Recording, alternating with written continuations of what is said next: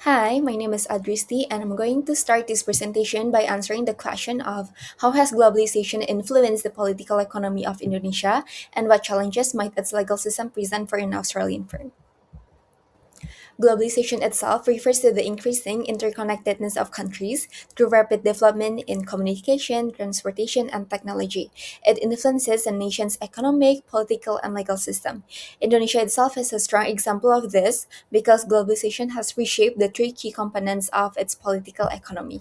Before 1998, Indonesia itself had an authoritarian and highly centralized political system.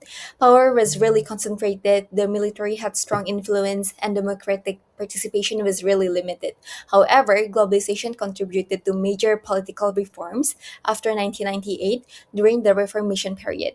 These changes helped transfer Indonesia into a more democratic system with greater political openness and decentralization. On the positive side, globalization helped promote democracy through global expectations of transparency and accountability.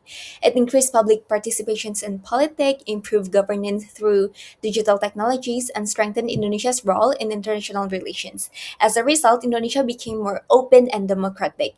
However, globalization also created challenges. It reduced state sovereignty as multinational corporations and global institutions gained influence.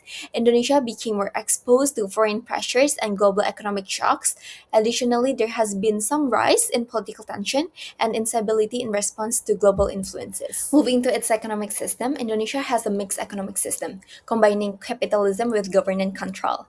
Globalization has influenced the system through trade liberalization, foreign direct investment, and access to global markets and technology. These changes brought significant benefits, including increased economic growth, access to cheaper goods, expanded export markets, and industrial development through technology transfer.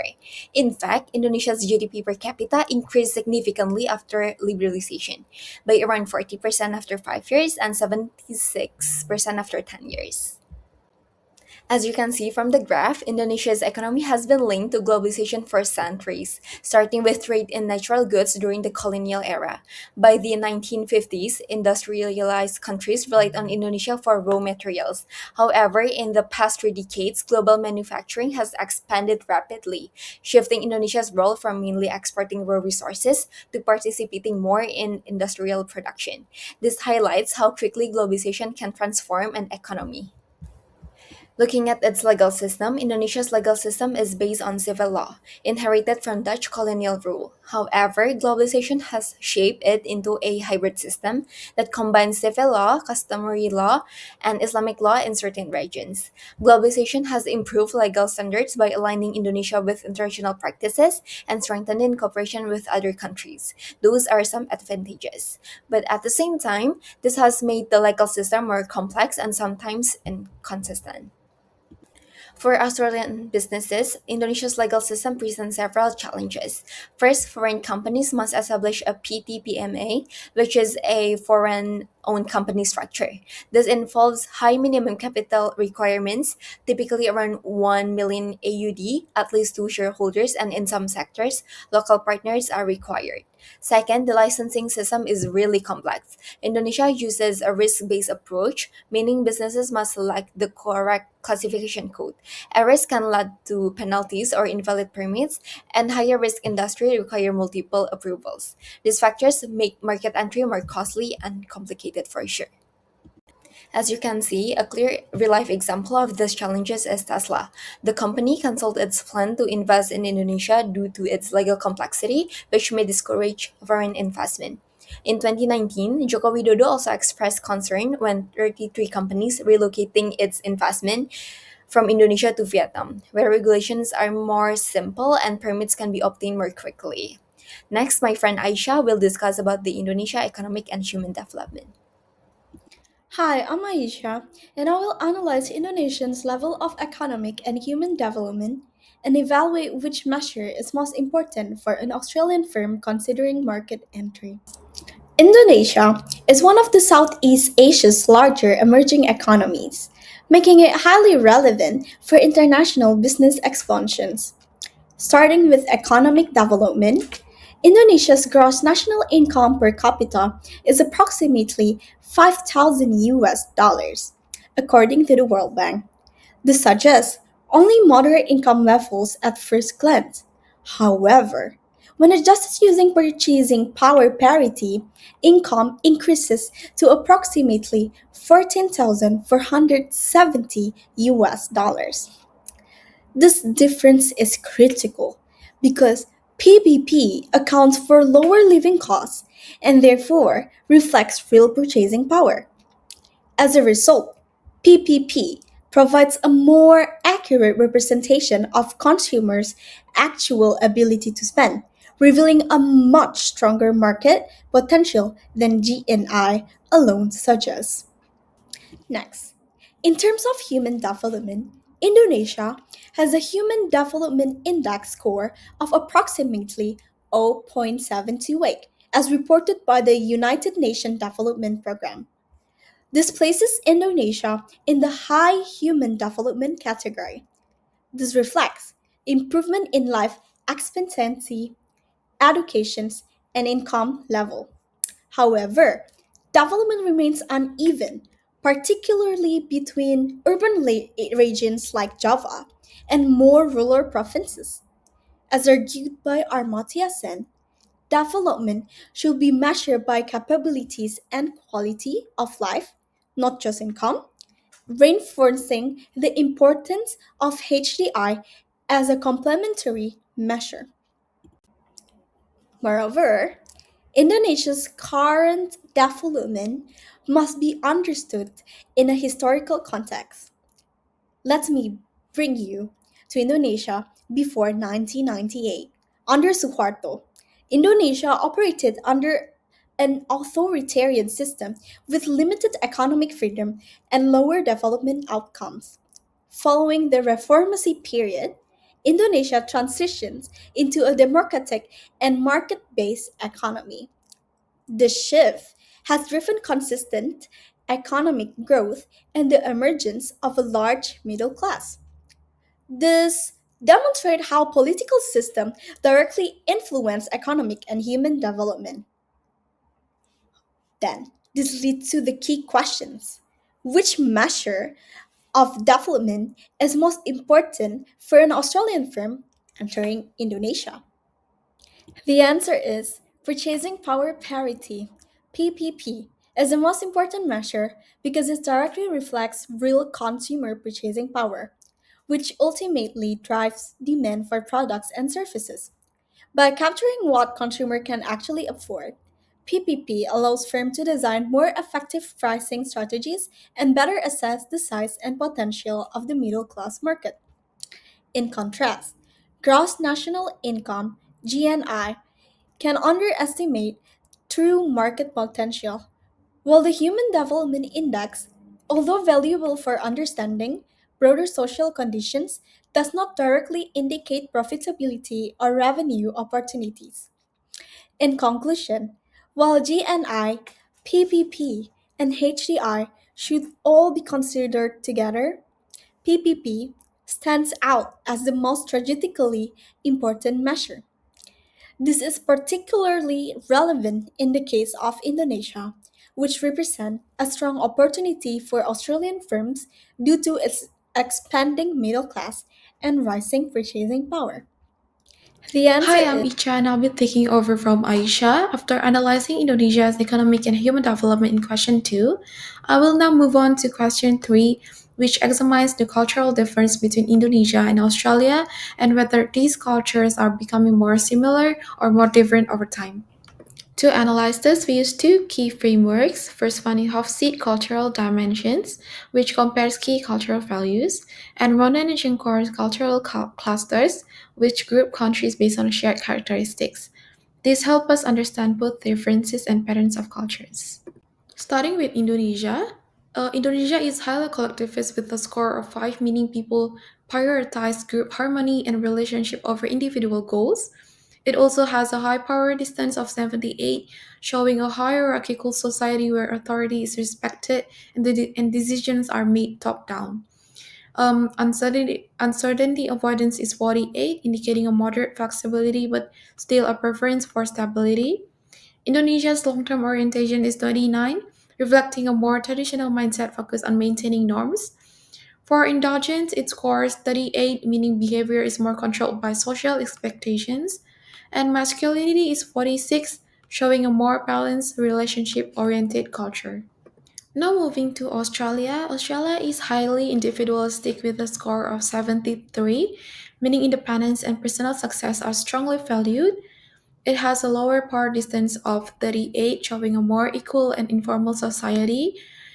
Its uncertainty avoidance is 51, which is similar to Indonesia. Australia's long term orientation is 56, making it more future focused. For indulgence, it scores 71, meaning people value enjoyment and freedom. And for masculinity, it's 61, showing a more achievement and driven culture. So comparing the two, the biggest difference are in individualism, power distance, and indulgence. Australia is far more individualistic, while Indonesia are strongly group-oriented. Indonesia also has a much higher level of hierarchy, while Australia is more equal. And Australia places more emphasis on personal enjoyment, while Indonesia is more restrained. Other dimensions like masculinity and long-term orientations show moderate difference, while uncertainty avoidance is relatively similar.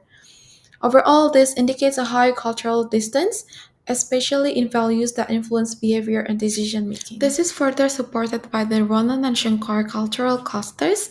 Australia belongs to the Anglo cluster, which is typically individualistic, low in hierarchy, direct in communication, and performance driven.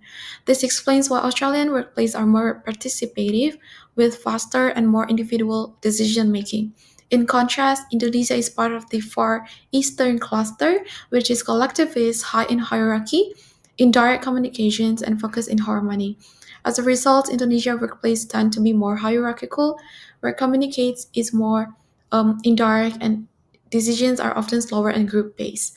So these framework enforce that difference are not just in values, but also in how people behave, communicate, and make decisions in real business settings. However, there is some evidence of convergence. Globalization has increased Indonesia's exposure to global media, digital technology, and international brands.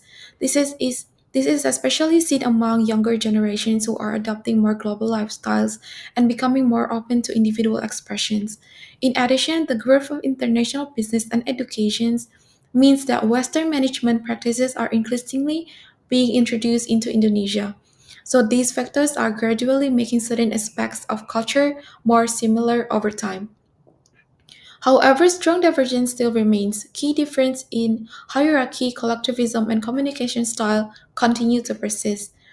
For example, Australia encouraged direct communications and open discussions, while in Indonesia values indirect communications and respect for authority. These differences are deeply embedded in culture, values, and social structures, meaning they are slow to change despite global influences. Overall, while some convergence is occurring, divergence still dominates between Indonesia and Australia. This is important for businesses because strategies must be adapted to each cultural context. In Australia, companies can use individual focused messaging and open communications, while in Indonesia, businesses should focus more on group values and relationship, also respecting hierarchy. So next, Adam will explaining how Indonesia should specialize in trade using Adam Smith and David Ricardo's theories.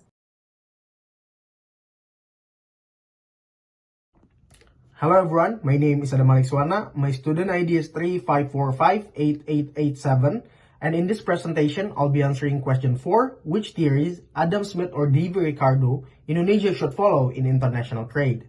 This analyst draws on classical trade theory, empirical studies, based on Balasa 1965, Widodo 2007, Purwono 2022, and Esquivias and Haryanto 2020.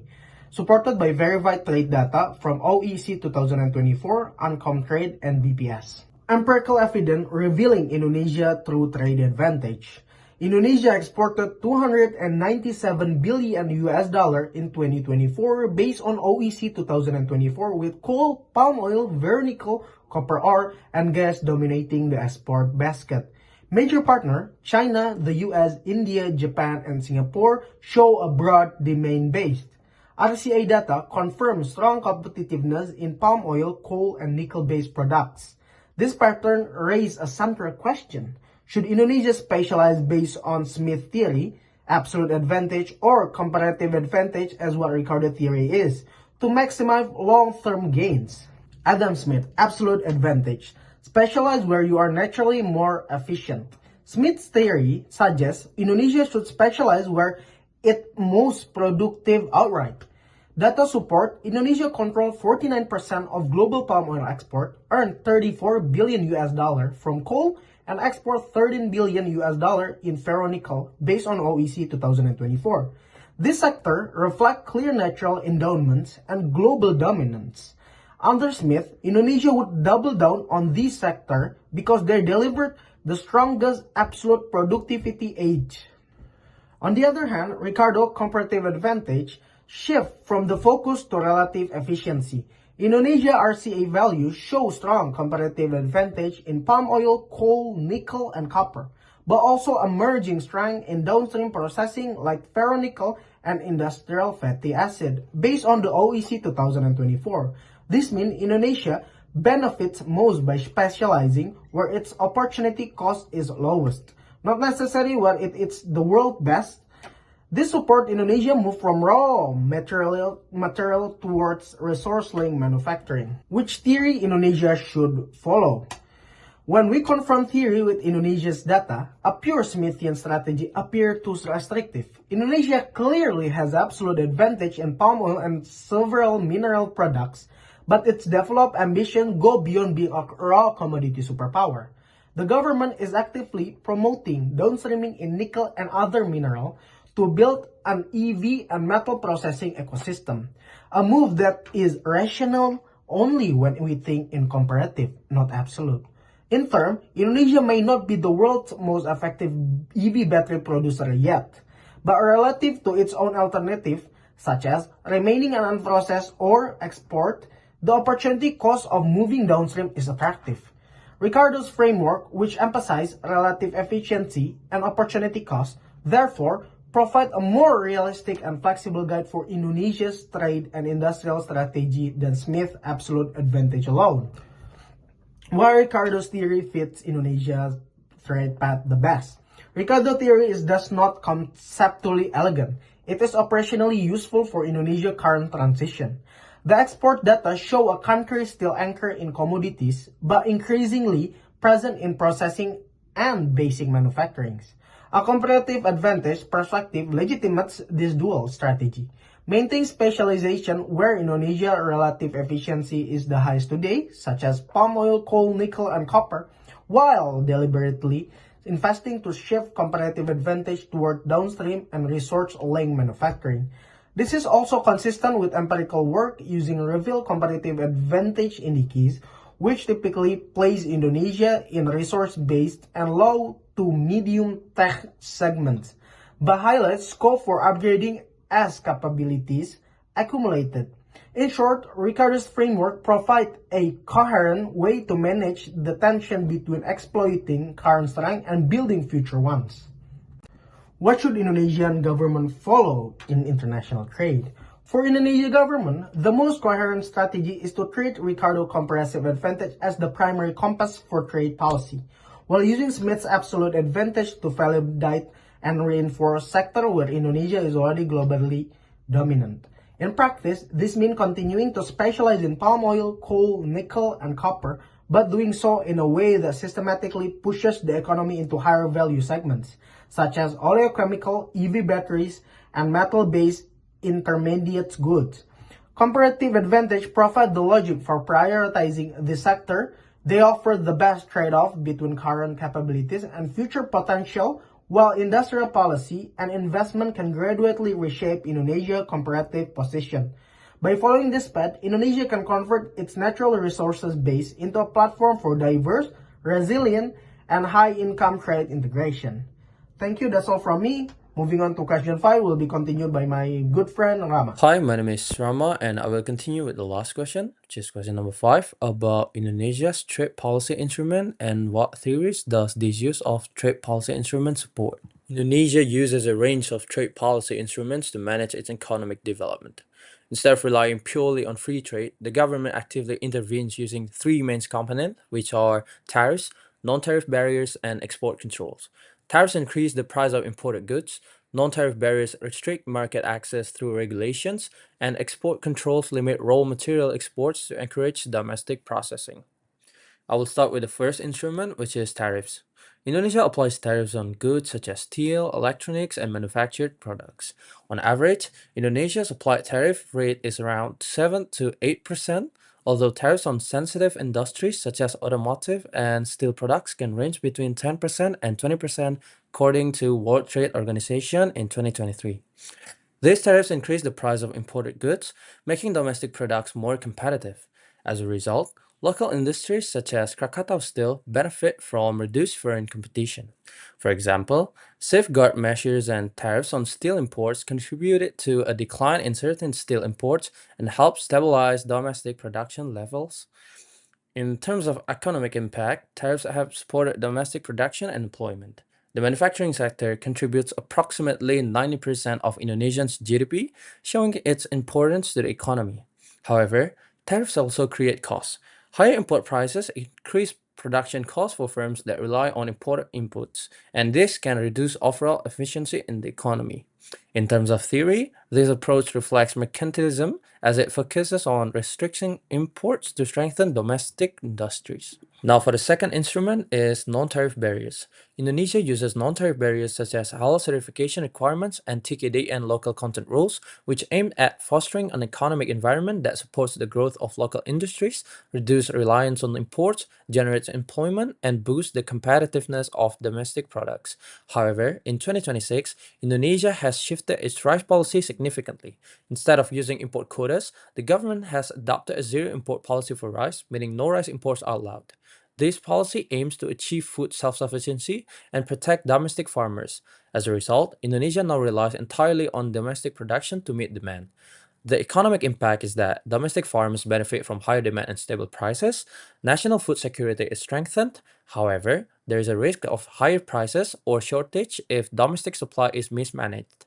In terms of theory, they strongly support mercantilism as Indonesia is prioritizing domestic production over imports. It also goes against comparative advantage since Indonesia may still import more efficiently from countries like Thailand or Vietnam but chooses not now to. For the third and most important instrument is export restrictions. A key example is Indonesia's nickel ore export ban introduced in 2020. Instead of exporting raw nickel, companies are required to process it domestically into higher value products such as stainless steel and electric vehicle batteries. This policy has had a major measurable impact on Indonesia's economy. First, it attracted around 30 billion US dollars in investment into the nickel supply chain, mainly in smelters and processing industries. As a result, the number of smelters increased significantly from just two smelters before the policy to over 13 by 2020, with continued expansion afterwards. Second, production has surged. Indonesia now produces two-thirds of global nickel output, making it the world's dominant supplier. Third, the policy has expanded industrial capacity. Indonesia currently has around 55 nickel processing facilities, showing how the export ban directly led to large-scale industrial development. In terms of theory, this policy strongly reflects modern trade theories. It aligns with new trade theory because it creates economics of scale in a strategic industry and it supports product lifecycle theory as Indonesia moves from raw material exports to advanced manufacturing. To sum up our presentation, we can conclude that first, globalization has transformed Indonesia's political economy, shifting it from a centralized authoritarian system toward a more democratic, open, and internationally connected economy. Second, economic development is growing through trade, FDI, exports, and technology transfer. But PPP is the most useful measure for firms because it shows real purchasing power, pricing potential, and middle class demand. Third, culturally, Indonesia and Australia remain quite different. We can see that Indonesia is more collectivist and hierarchical, while Australia is more individualistic and egalitarian. So firms need culturally adapted leadership, communication, and marketing strategies.